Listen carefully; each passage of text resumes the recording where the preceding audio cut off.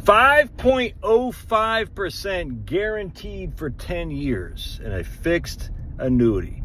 Not an income annuity, a fixed annuity. Dude, that's freaking fantastic. Then I went to my man Stan the Annuity Man's website. He's got annuities that are paying 5.5% fixed, guaranteed for 10 years.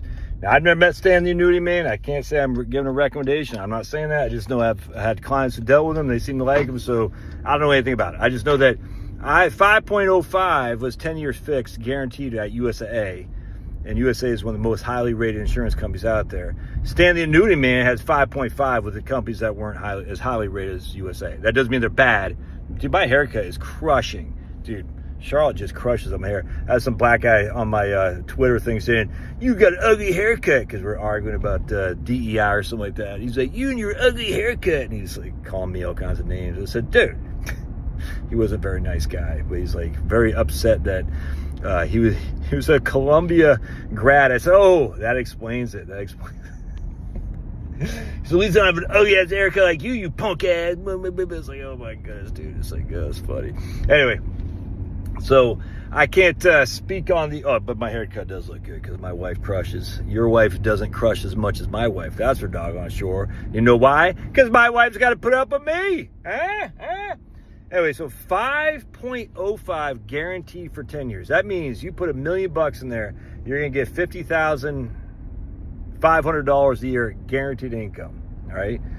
Is that right? $50,500 guaranteed. Not or guaranteed income or interest for the next 10 years. Guaranteed. Now, I remember when I was at USA in 2009, I've told you this a million times, we had a 10-year 6% fixed annuity.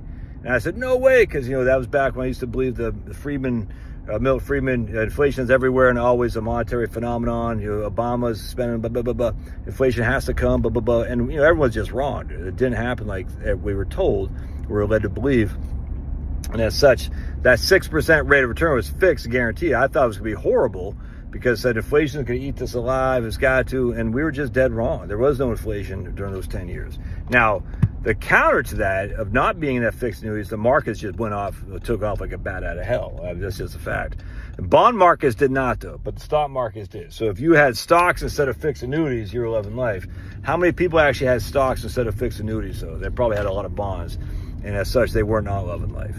Now, fast forward almost 20 years now, 18, 17 years or something like that, the market has just taken off like a bat out of friggin' Hades. From Hades, whatever that is, bat out of hell for the last 15 years. What's the likelihood of the markets doing over the next 15 years what they did over the last 15 years? And I said not very high.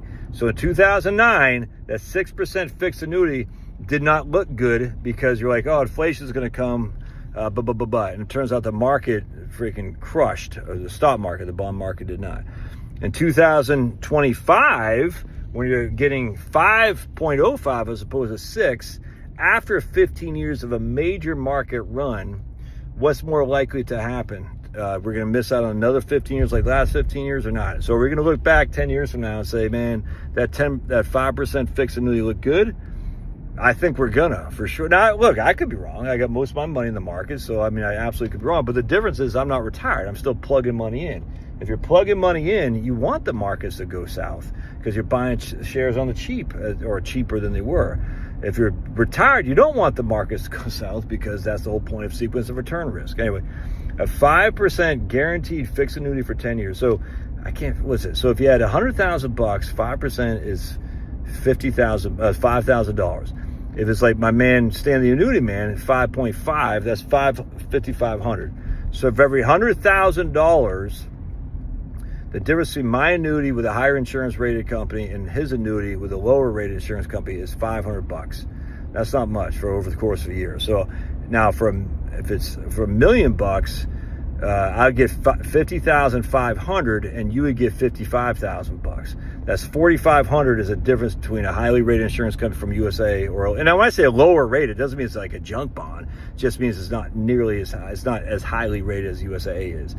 So is it worth it for the extra, $5,000, something like that, about $5,000 a year to have the more risk of a lower rate insurance company, I don't know. I don't think it's that big of a deal, frankly, but that might be something to consider. For me, I actually, I don't know. I would go with USAA just because I'm a USA member since basically the day I was born. 4 generations of USA membership, and I just like them. You know what I'm saying? And I know they're highly rated because I know they don't have a lot of junk out there. They don't have USAID, I don't think, financing their operations. You know what I'm saying? Like Politico does, and AP and Reuters and Bloomberg and all these people. Anyway, it's pretty good rate of return, man. I'm pretty good rate of return with no risk other than the insurance company staying solvent. And if you think the insurance company is going to go in, is not going to stay solvent because of what? I mean, how many instances do we have of insurance companies not going bankrupt and not paying their obligations? I don't know. I mean, there's one. I have no idea. But if that's your concern, yeah, you want to stay away from the fixed annuity. But for most people, I don't think that's a huge issue to concern themselves with. Anyway, something to think about. All right, love your thoughts. God bless. And I'm not pushing annuities on you, dude. I don't own one. My mom, well, she has guaranteed annuities. She has income annuities, but I don't own one. My wife doesn't own one. My kids don't own one. I just think at the end of the day, they're a pretty reasonable alternative to an aggressive portfolio or even a moderately aggressive portfolio. You can add an annuity as part of your fixed income bucket. I just think it's very attractive. God bless. We'll see you.